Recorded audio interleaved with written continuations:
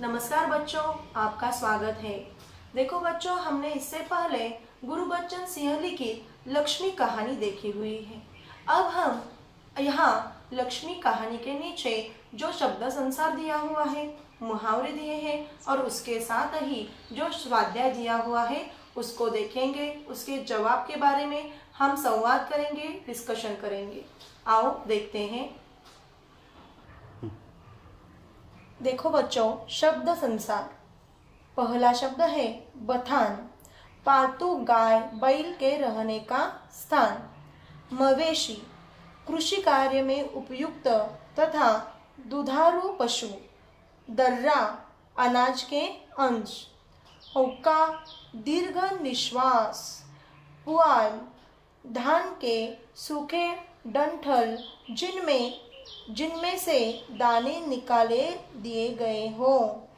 खली, तेल निकल जाने के बाद तिलहन का बचा हुआ हिस्सा जो मवेशी खाती हैं। इसको आप मराठी में पेंड भी कहते हो। कांजी हाउस, सरकारी मवेशी खाना जिसमें लावारिस पशु बंद करके रखे जाते हैं। अब देखो मुहावरे। मुंह मारना, जल्दी जल्दी खाना। देखो, हम इसका इस्तेमाल भी अपने वाक्यों में कर सकते हैं। मुंह मारना, जल्दी जल्दी खाना।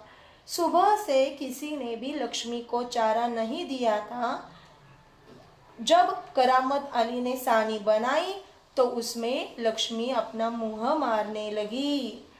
अगला शब्द गला भर आना, भाव विहल होना, आवाज भर आना। गीता का इकलौता बेटा गुजर जाने की वजह से जब वो बोल रही थी तब उसका गला भर आया। कोरा जवाब देना, साफ मना करना। करामत अली ने लक्ष्मी को बेचने के लिए कोरा जवाब दे दिया। इसका मतलब साफ मना कर दिया। तैश में आना, आवेश में आना। देखो, आप भी कभी कभी तैश में आते हो और कुछ भी बोल जाते हो, कुछ भी कर जाते हो। वैसे ही तैश में आना, आवेश में आना। रमजानी का बेटा रहमान तैश में आकर लक्ष्मी को बहुत मारने लगा। यहाँ हमारा शब्द संसार समाप्त होता है। अब हम स्वाध्याय देखेंगे। बच्चों, पन्ना नंबर 4 के ऊपर आपको एक परिच्छेद के ऊपर कुछ कृतियां दी हुई हैं। जो परिच्छेद लाल रंग में दिखाया गया है उसके ऊपर ये पूरे प्रश्न हैं। देखो, परिच्छेद कहाँ से कहाँ तक है। ज्ञान सिंह को मवेशी डैश स्वीकार करोगे डैश क्वेश्चन मार्क। ये पूरा पैराग्राफ है, पूरा परिच्छेद है। शुरुआत के शब्द और आखिर के शब्द यहाँ दिए हुए हैं। देखो, उसके आधार पर हमें इन सवालों के जवाब देने हैं। सूचना के अनुसार कृतियां कीजिए। संजाल पूर्ण कीजिए। संजाल दिया हुआ है, इस संजाल में हमें जवाब लिखने हैं। वो किसके साथ संबंधित है यह हम पहले देखेंगे। परिच्छेद से प्राप्त ज्ञान सिंह संबंधी जानकारी। जो परिच्छेद दिया हुआ है उसमें ज्ञान सिंह के संबंधी हमें कौन सी जानकारी प्राप्त होती है वह हमें यहाँ लिखना है। कौन सी जानकारी प्रतीत होती है। देखो, ज्ञान सिंह नौकरी में थे, नौकरी में से उन्हें अवकाश दिया गया और उनको मकान छोड़ना पड़ा। दूसरी बात, मवेशी पालने का शौक था, पैसे जुटाता था। किसके सहायता से? दूध बेचने की सहायता से। यह संजाल ऐसे हमें पूरा करना है। यह 4 बातें हमें यहाँ लिखनी है। उत्तर लिखिए। देखो बच्चों, ये भी एक छोटा संजाल ही है। ज्ञान सिंह की समस्याएं 2 समस्या हमें लिखनी है। कौन सी समस्या उनको थी, कौन सी तकलीफ उनके मन में चल रही थी, हम यहाँ लिखने वाले हैं। एक तो है गाय को अपने साथ नहीं ले जा सकता था और दूसरी समस्या है न उसे किसी भी हालत में बेच सकता था क्योंकि उसको मवेशी का शौक था। दूसरा है ज्ञान सिंह के दूध बेचने का उद्देश्य। पैसे कमाने के लिए वो दूध बेचता था क्या? बिल्कुल भी नहीं। उसको मवेशी का शौक था, इसीलिए उसने गाय को पाला था, लक्ष्मी को पाला था, तो किस उद्देश्य से वो दूध बेचता था? एक तो दूध ज्यादा होता था, इसीलिए देखो गाय को चारा और दर्रा देने के लिए और कुछ पैसे जुटाने के लिए वह गाय का दूध बेचता था। तीसरा है चौकट में दी सूचना के अनुसार कृतियां कीजिए। देखो यहाँ क्या दिया हुआ है? एक शब्द सेवक, इसका पर्यायवाची शब्द हमें लिखना है, इसका वचन परिवर्तन करना है, एक वचन है या अनेक बहुवचन है ये देख के हमें यहाँ लिखना है। विलोम मीन्स इसका अपोजिट वर्ड हमें यहाँ लिखना है, लिंग परिवर्तन करना है, इसका जेंडर हमें बदलना है। देखो सेवक का पर्यायवाची शब्द है नौकर। वचन परिवर्तन, सेवक एक वचन है तो इसका बहुवचन भी सेवक ही है। विलोम अपोजिट वर्ड कौन सा हो सकता है? सेवक का अपोजिट वर्ड विलोम शब्द मालिक या फिर स्वामी। लिंग परिवर्तन, सेवक ये पुरुषवाचक लिंग है तो इसको हमें स्त्रीवाचक लिंग में बदलना है। लिंग परिवर्तन में हम लिख सकते हैं सेविका। इस तरह से हम यह चौकट पूरी कर सकते हैं। आखिरी सवाल है पालतू जानवरों के साथ किए जाने वाले सौहार्दपूर्ण व्यवहार के बारे में अपने विचार लिखिए। देखो बच्चों, अभी हमने लक्ष्मी की कहानी पढ़ी, उसको महसूस की। इसके बाद अगर आपके घर में कोई पालतू जानवर है, अगर नहीं है तो जिनके पास है उनका देखकर आप अपने शब्दों में इसका जवाब लिख सकते हैं। उसमें कौन सी बातें आनी चाहिए, वो कौन सा वाला जानवर है, उसके साथ हमें कैसा बर्ताव करना चाहिए, उसके आरोग्य को लेकर हमें कौन सी केयर लेनी चाहिए, ये सब बातें यहाँ आनी चाहिए। स्वाध्याय, सूचना के अनुसार कृतियां कीजिए। पहला प्रश्न है संजाल पूर्ण कीजिए। देखो इस संजाल में कौन सा विषय दिया हुआ है? मार के कारण लक्ष्मी के व्यवहार में आया परिवर्तन। देखो पाठ के पहले ही परिच्छेद में इसका जवाब आपको पता चलता है। क्या है, कौन सा बर्ताव में परिवर्तन आया है? देखो वह बड़ी भयभीत और घबराई हुई थी। जो भी उसके पास आता सिर हिला के उसे मारने की कोशिश करती, फिर उछलती कूदती और गले की रस्सी तोड़कर खूंटे से आजाद होने का प्रयास करती। ये 4 बातें वो करती थी, ये 4 परिवर्तन उसके बर्ताव में व्यवहार में आए हुए थे। अब देखते हैं दूसरा प्रश्न। उचित घटनाक्रम लगाकर वाक्य फिर से लिखिए। कौन से वाक्य दिए हुए हैं? उसके गले में रस्सी थी, रहमान बड़ा मूर्ख है, वह लक्ष्मी को सड़क पर ले आया, उसने तुम्हें बड़ी बेदर्दी से पीटा है। देखो ये 4 वाक्य दिए हुए हैं, इसमें से कौन सी घटना सबसे पहले हुई यह आपको पता होना चाहिए और उस हिसाब से हम यह अरेंज करेंगे, जिसे हम क्रोनोलॉजिकल ऑर्डर कहते हैं इंग्लिश में। देखो कौन सी बात सही है? सबसे पहले उसने तुम्हें बड़ी बेदर्दी से पीटा, उसने तुम्हें बड़ी बेदर्दी से पीटा, इसी की वजह से तो कहानी शुरू होती है, ये सबसे पहले आएगी बात। उसके बाद रहमान बड़ा मूर्ख है, करामत अली कहता है ना लक्ष्मी को, रहमान बड़ा ही मूर्ख है। आगे देखो तीसरा कौन सा आ जाएगा? उसके गले में रस्सी थी। जब दूसरा आदमी गाय को लेकर आता है और ये तुम्हारी गाय है पूछता है ना, उस समय सभी ने देखा था कि लक्ष्मी के गले में रस्सी थी और सबसे आखिर में वह लक्ष्मी को सड़क पर ले आया। आखिर के दिन गौशाला में ले जाते समय करामत अली लक्ष्मी को सड़क पर ले आया। तो इसका सीक्वेंस घटनाक्रम कैसे होगा? तुम्हें उसने बड़ी बेदर्दी से पीटा, रहमान बड़ा ही मूर्ख है, उसके गले में रस्सी थी और उसके बाद वह लक्ष्मी को सड़क पर ले आया। इस तरीके से आपको इसे रीअरेंज करके लिखना है। तीसरा प्रश्न, उत्तर लिखिए। ज्ञान सिंह का पशु प्रेम दर्शाने वाली बातें जो लाल रंगों से दिया हुआ परिच्छेद है उसमें आपको इसका जवाब मिल जाता है। कौन सी बातें हैं, हम वो बातें देखते हैं।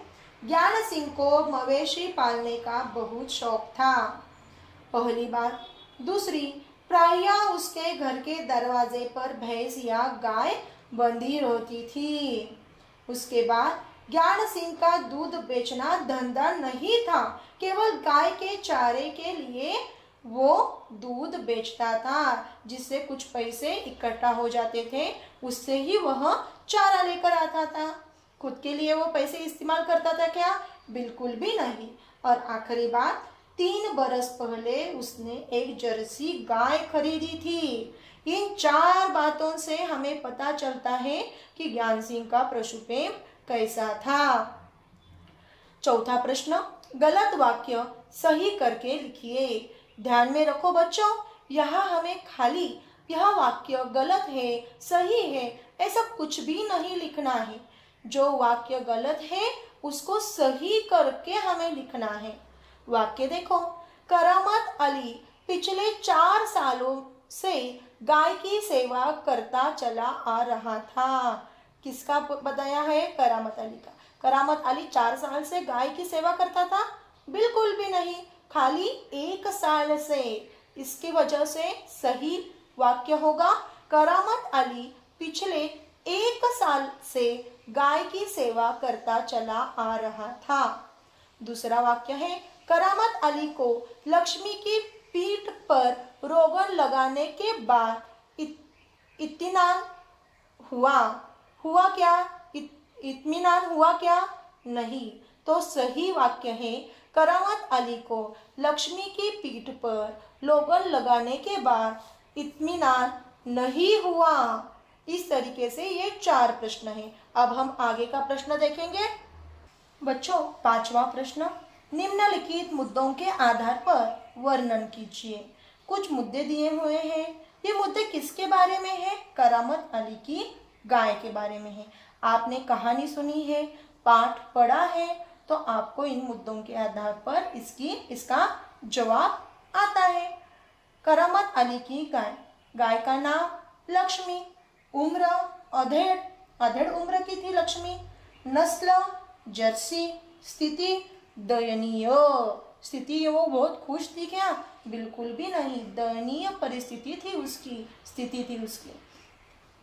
छठा प्रश्न, कारण लिखिए। करामत अली लक्ष्मी के लिए सानी तैयार करने लगा। कारण लिखना है, क्यों वो ऐसा करने लगा? क्योंकि सवेरे से रमजानी ने लक्ष्मी को खाने के लिए कुछ नहीं दिया था, इसलिए करामत अली लक्ष्मी के लिए सानी तैयार करने लगा। रमजानी ने करामत अली को रोगन दिया, क्योंकि करामत के बेटे ने बड़ी ही बेरहमी से लक्ष्मी को पीटा था, जिस कारण उसकी पीठ पर घाव हो गए थे, और उस जगह लगाने के लिए रमजानी ने करामत अली को रोगन दिया।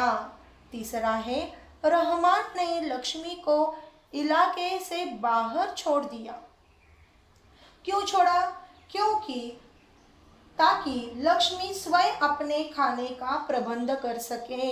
उसके खाने का प्रबंध इनसे तो हो नहीं रहा था पैसों की वजह से, इसलिए रहमान ने लक्ष्मी को इलाके से बाहर छोड़ दिया। आखिरी, करामत अली ने लक्ष्मी को गौशाला में भर्ती किया। क्यों गौशाला में भर्ती किया बच्चों? क्योंकि गौशाला में पालतू जानवरों की उचित देखभाल और सेवा की जाती है, और इसीलिए लक्ष्मी का हाल ना हो जाए, इस वजह से करामत अली ने लक्ष्मी को गौशाला में भर्ती किया। ये हो गए कारण लिखो प्रश्नों के जवाब। अब हम देखेंगे 7वां प्रश्न, हिंदी मराठी में समुच्चारित शब्दों के भिन्न अर्थ लिखिए। जैसे खत, खत का मतलब हिंदी में होता है पत्र, इंग्लिश में होता है लेटर, और मराठी में खत खाद। हम पेड़ों को डालते हैं ना, खत, मराठी में खत बोलते हैं, वो होता है खाद। इस तरीके से हमें इन 4 शब्दों के अर्थ हिंदी और मराठी में बताने हैं। पीठ, पीठ का मतलब देखो, इसको दूसरे ई की मात्रा है, पहले ई की मात्रा है क्या? नहीं, ये भी बहुत जरूरी है देखना। पीठ दीर्घोच्चारी है यह। देखो, शरीर के गर्दन के नीचे का पिछला भाग हमारे पीठ, हम जिसे कहते हैं हिंदी में, यही इसका अर्थ है। शरीर, हमारा जो शरीर है उसके गर्दन का नीचे वाला, हमारे बदन का पीछे वाला हिस्सा, जिसे पीठ कहते हैं। और पीठ का मतलब मराठी में क्या होता है? यहाँ प को दूसरे ई की मात्रा है, इसीलिए इसका मतलब जो मराठी में कनिक बोलते हैं वह नहीं होता। यहाँ पीठ का मतलब देखो, एक धार्मिक स्थान जिसे धर्म पीठ भी कहा जाता है, शक्ति पीठे जिसे बोलते हैं हम मराठी में। खाना, भोजन या क्रिया, हिंदी में खाना का मतलब भोजन की क्रिया होती है, या फिर भोजन के लिए जो लाया जाता है वह खाना होता है। उसके साथ ही मराठी में मेज का एक कंपार्टमेंट, देखो खाना मेज के उस खाने में रखा हुआ है। हम मराठी में कहते हैं, देखो मेजच्या त्या खाण्यामध्ये पेन ठेवलेला आहे, वैसा यहाँ खाना एक कंपार्टमेंट रहता है मेज का। मेज का मतलब आपको पता है, टेबल। चारा, जिसे चारा भी कहा जाता है, अगर योग के सहायता से हमने उच्चार किया तो चारा। हिंदी में उपाय, कौन सा चारा मेरे पास नहीं बचा, तो यहाँ उपाय होता है, हिंदी में उपाय और मराठी में घास। चारा, चारा घास। कल, कल का मतलब हिंदी में है आने वाला या पिछला दिन। आज का जो दिन है उससे पहले वाला दिन या फिर उसके बाद में आने वाला दिन, ये हो गया हिंदी में। और मराठी में देखो, आपको 10वीं कक्षा में एक एग्जाम होती है जिसे हम कल चाचनी कहते हैं, जिससे हम देखते हैं कि आपकी आवड़, जिसे हम मराठी में कहते हैं, वो किस तरफ है। इसका मतलब वैसा ही है, कल आपकी आवड़ किस में है वह। इस तरीके से यह पूरा भाग हो गया। अब देखो अभिव्यक्ति, अभिव्यक्ति में आपको अपने विचारों के साथ आपके खुद के शब्दों में इसके बारे में लिखना होता है। देखो कौन सा प्रश्न यहाँ पूछा गया है, यदि आप करामत अली की जगह पर होते तो इस संदर्भ में अपने विचार लिखिए। जैसे हम कल्पना प्रधान निबंध लिखते हैं उसी तरीके से हमें 8 या 10 पंक्तियों में, 10 वाक्यों में इसका जवाब लिखना है। इस तरीके से हमारा स्वाध्याय यहाँ पूरा होता है। अब हम इसके बाद नीचे दिए गए शब्द भाषा बिंदु को देखेंगे। भाषा बिंदु, प्रथम प्रश्न है, निम्नलिखित वाक्यों में उचित विराम चिन्हों का प्रयोग कर वाक्य पुनः लिखिए। बच्चों यहाँ कुछ वाक्य दिए हुए हैं, 10 वाक्य दिए हुए हैं, इनमें कहीं भी आपको विराम चिन्ह नहीं दिखाई देते, तो हम इसे पढ़ेंगे कैसे? अब हम 10वीं कक्षा में हैं, इससे पहले हमने विराम चिन्हों के बारे में पढ़ा है, इसीलिए जब कभी हम वाक्य पढ़ते हैं तो हमें आसानी से समझ में आ जाता है कि ये वाक्य किस प्रकार का है, यहाँ कौन से विराम चिन्ह चाहिए। जैसे कि हम पहला ही वाक्य लेते हैं, ओहो कमबख्त ने कितनी बेदर्दी से पीटा है। हमें पता है ओह आ जाने के बाद एक्सक्लेमेटरी साइन, विस्मयादि बोधक चिन्ह आना ही चाहिए। तो इसीलिए हमने पढ़ते समय भी देखो अपने आप से हमारे मुंह से आ जाता है, ओह कमबख्त ने कितनी बेदर्दी से पीटा है, ऐसे होता है। दूसरा शब्द हम वाक्य देखेंगे, मैंने कराते हुए पूछा, मैं कहाँ हूँ। देखो पूछने की क्रिया है, उसके बाद मैं कहाँ हूँ प्रश्नवाचक शब्द है यहाँ, जिसे आप इंग्लिश में WH टाइप क्वेश्चन कहते हैं, उस तरीके से है। लेकिन उसके साथ ही मैं कहा हूँ, यह किसी एक व्यक्ति के मुंह का शब्द वाक्य है, तो उस वजह से यहाँ डबल इन्वर्टेड कॉमा दुहेरी अवतरण चिन्ह आना ही चाहिए। उसके बाद यहाँ प्रश्न चिन्ह भी आना चाहिए, क्वेश्चन मार्क आना चाहिए, और उसके साथ ही यहाँ बीच में भी कुछ तो चाहिए ना। लेकिन क्या चाहिए? इसके लिए हम पहले विराम चिन्हों के प्रकार क्या होते हैं इसके बारे में देखेंगे, और उसके बाद यह सब आप आसानी से लिख सकते हो। विराम चिन्हों के भेद। हम पहले विराम चिन्ह क्या है, विराम चिन्हों के भेद क्या है, यह देखेंगे, जिसकी सहायता से आपको जो किताब में पूछे गए सवाल है उनके जवाब इजीली आ जाएंगे। देखो बच्चों, विराम का अर्थ है ठहरना, विश्राम। बोलते या लिखते समय भावों को स्पष्ट करने के लिए बीच बीच में कुछ स्थानों पर रुकना पड़ता है। लिखते समय उन स्थानों पर जो चिन्ह लगाए जाते हैं उन्हें विराम चिन्ह कहते हैं। उचित स्थान पर उचित विराम चिन्ह का प्रयोग होने न होने से कभी कभी अर्थ का अनर्थ हो जाता है। इसीलिए बच्चों, हमें कुछ विराम चिन्ह हमेशा याद रखने चाहिए, जिसकी सहायता से हम अर्थ का अनर्थ होने से बच जाए। देखो, पहला है पूर्ण विराम, जिसे आप इंग्लिश में फुल स्टॉप कहते हो। मैं हर एक चिन्ह का इंग्लिश में भी बता दूंगी, क्योंकि आप इंग्लिश मीडियम के बच्चे हैं तो इजीली आपको उसका मीनिंग समझ में आ जाएगा और वो आप इजीली उसको यूज करेंगे। लेकिन एग्जाम में लिखते समय हमेशा आपको हिंदी ही याद में रखना है, जब आप हिंदी का पेपर दे रहे होंगे तब। पूर्ण विराम, फुल स्टॉप। हमारे हिंदी में पूर्ण विराम इस तरीके से दिया जाता है, जिसे हम दंड भी कहते हैं। कब पूर्ण विराम हम देते हैं? यह विधानात्मक या आज्ञार्थक वाक्यों में अंत में लगाया जाता है। जैसे, प्रजा पर उसका मुख चलने लगा, पूजा की सामग्री आप हमारे घर भिजवा देना।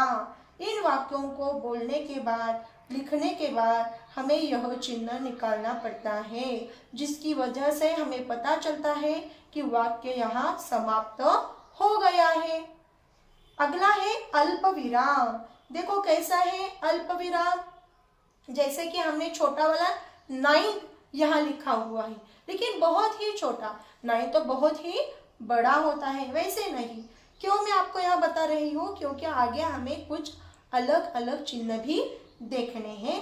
देखो, अल्प विराम, कॉमा कहते हैं हम इसे, जिसे एक ही जाति या अर्थ के अनेक शब्द या वाक्य दिखाने के लिए इसका प्रयोग किया जाता है।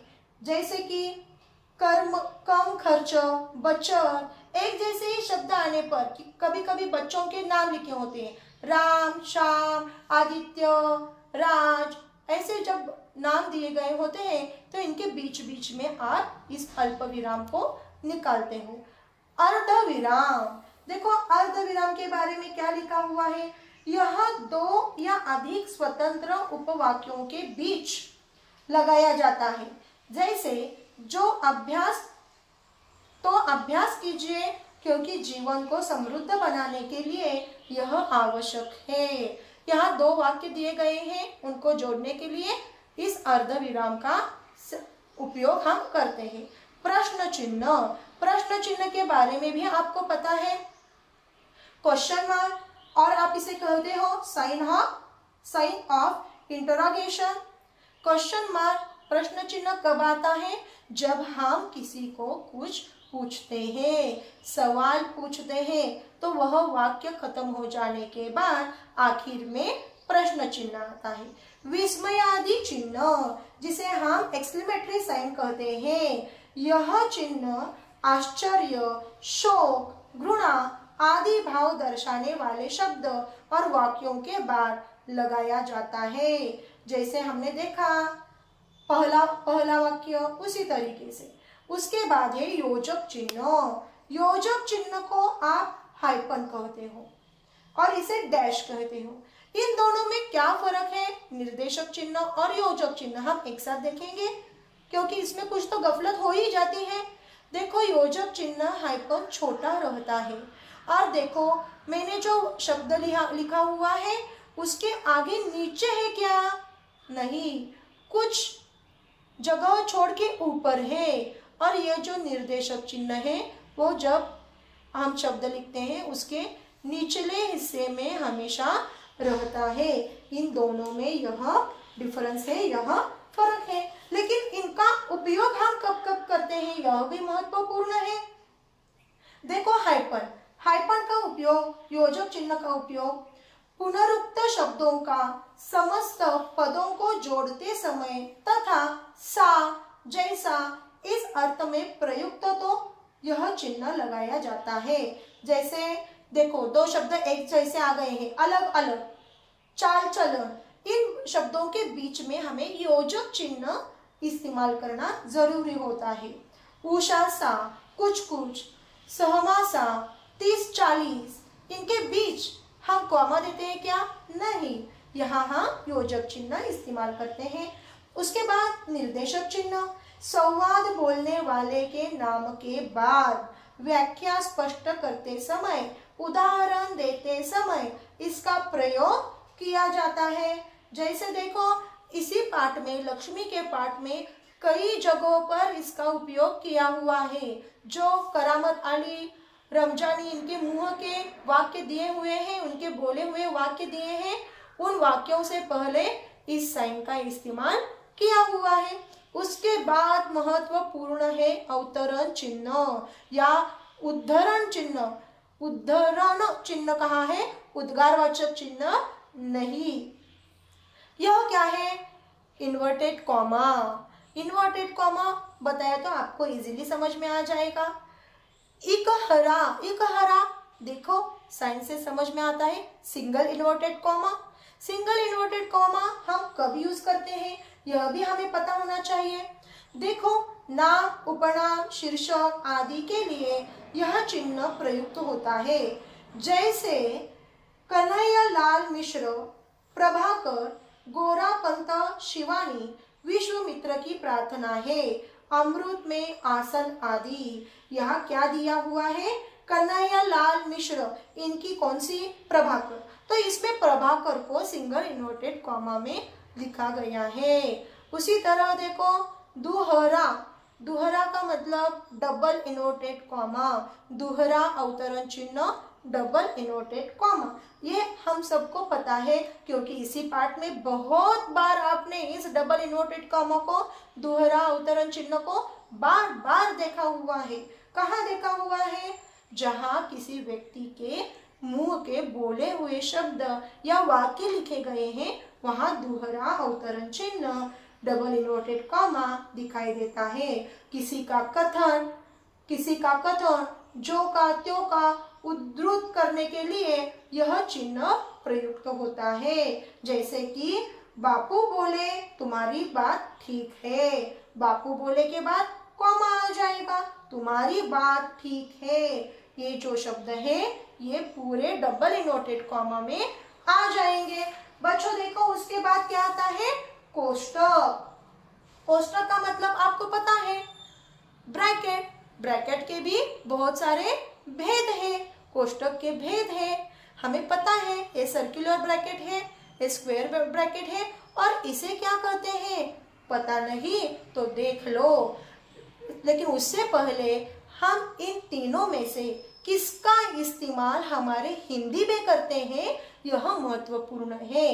देखो, भाषा विषय में ये जो कोष्टक है इसका इस्तेमाल हम करते हैं, और ये जो नीचे के दो है इसका इस्तेमाल आप साइंस और मैथ सब्जेक्ट में करते हैं। लेकिन इसके नाम तो हमें पता होने चाहिए। ये है दीर्घ कोष्टक। जब बहुत बड़ा एक आध इक्वेशन दिया हुआ होता है तब आप इसको यूज करते हो, और इसके बीच बीच में जो छोटे छोटे इक्वेशन रहते हैं उसके लिए आप ऐसा साइन यूज करते हो।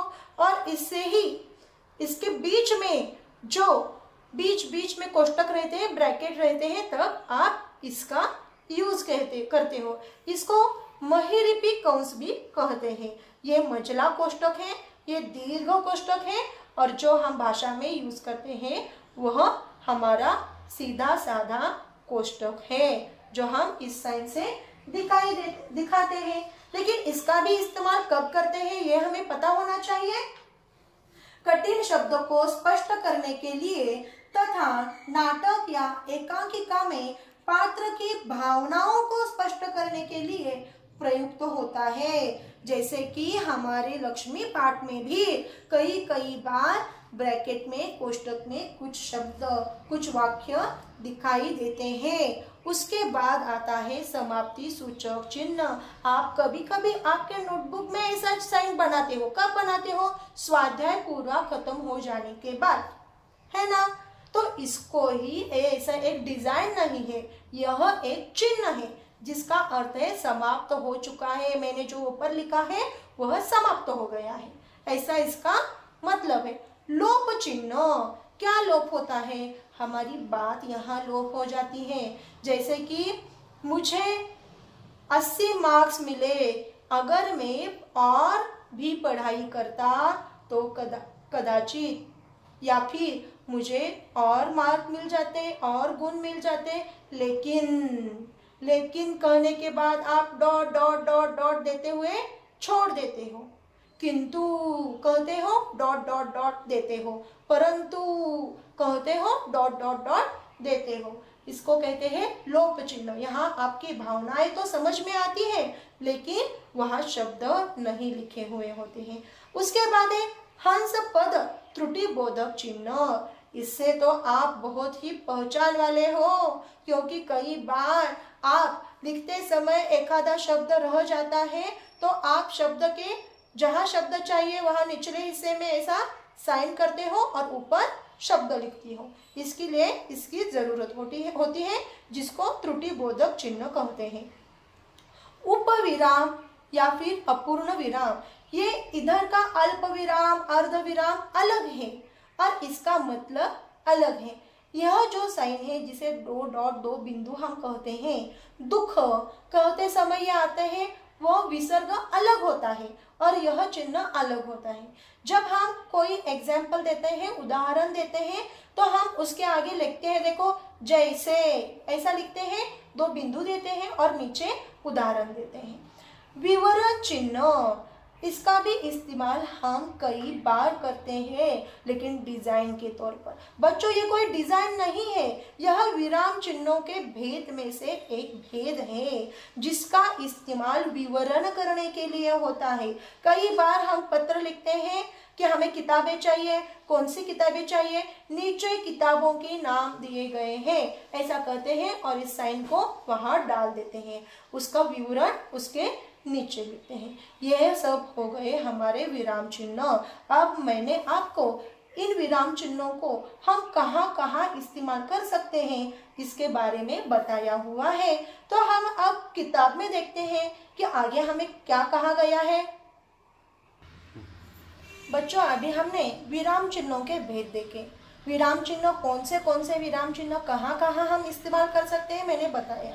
उस हिसाब से आपको ये जो वाक्य दिए हैं उनमें सभी विराम चिन्हों का जो वहाँ रिक्वायर्ड है, जरूरी है, उनका इस्तेमाल करके वाक्य फिर से लिखने हैं। नीचे देखो, निम्नलिखित विराम चिन्हों का उपयोग करते हुए 12-15 वाक्यों का परिच्छेद लिखिए। देखो यहाँ हमें खाली एक विराम चिन्ह उसका इस्तेमाल किया, एक वाक्य लिखा, ऐसा नहीं करना है, हमें परिच्छेद लिखना है। 2 परिच्छेद कम से कम चाहिए, क्योंकि ये जो साइन है ये 2 परिच्छेदों को अलग अलग करने के लिए इस्तेमाल किया जाता है। लेकिन कब? जब वो दोनों भी अलग अलग हो तब इसका इस्तेमाल किया जाता है। तो फिर बच्चों इन विराम चिन्हों का इस्तेमाल करते हुए आप 2 परिच्छेद लिख सकते हो। अपने मन के लिखो या किताब की सहायता लो, लेकिन इन विराम चिन्हों का, सभी विराम चिन्हों का उन दोनों में प्रयोग होना चाहिए। आखिर की बात, उपयोजित लेखन जो बहुत ही महत्वपूर्ण है, जिसके लिए बहुत सारे गुण रहते हैं। देखो, किसी पालतू प्राणी की आत्मकथा लिखिए। अभी आपने लक्ष्मी को देखा, लक्ष्मी को कैसे, लक्ष्मी के साथ कैसा बर्ताव करते हैं देखा। अगर उस जगह हम सोचेंगे कि मैं ही खुद लक्ष्मी हूँ, मैं ही गाय हूँ, तो मुझे कैसा लगेगा, यह आप लिख सकते हो। उसके साथ ही आपको याद रहना चाहिए, जब आप किसी की आत्मकथा लिखते हो तो उस समय आप खुद उसकी जगह पर जाकर सोचने के लिए मजबूर होने चाहिए। उसी जगह जाकर आपको सोचना चाहिए कि मैं गाय हूँ, मुझे कैसा लगेगा अगर मेरा मालिक मेरे साथ ऐसा बर्ताव करेगा, मुझे डंडे से मारेगा। यह सब मैं खुद गाय हूँ, यह सोचकर आपको लिखना है। इस तरीके से हमने लक्ष्मी पाठ पहले एपिसोड में देखा था और इस एपिसोड में हमने पूरा स्वाध्याय देखा, उसके साथ ही भाषा बिंदु देखा और यहाँ हमारा पाठ समाप्त होता है। बच्चों, अभी हमने जो विराम चिन्हों के भेद लिखे, विराम चिन्हों का इस्तेमाल देखा, उसके ऊपर हमेशा 1 या 2 गुणों के लिए प्रश्न जरूर पूछे जाते हैं, तो इसका अभ्यास अच्छे से करें। उसके साथ ही बच्चों, सांगली शिक्षण संस्था का चैनल सब्सक्राइब करो, उसके आगे जो बेल बटन दिया हुआ है उसको क्लिक करो, जिसकी वजह से आपको अगला नोटिफिकेशन मिल जाएगा। धन्यवाद।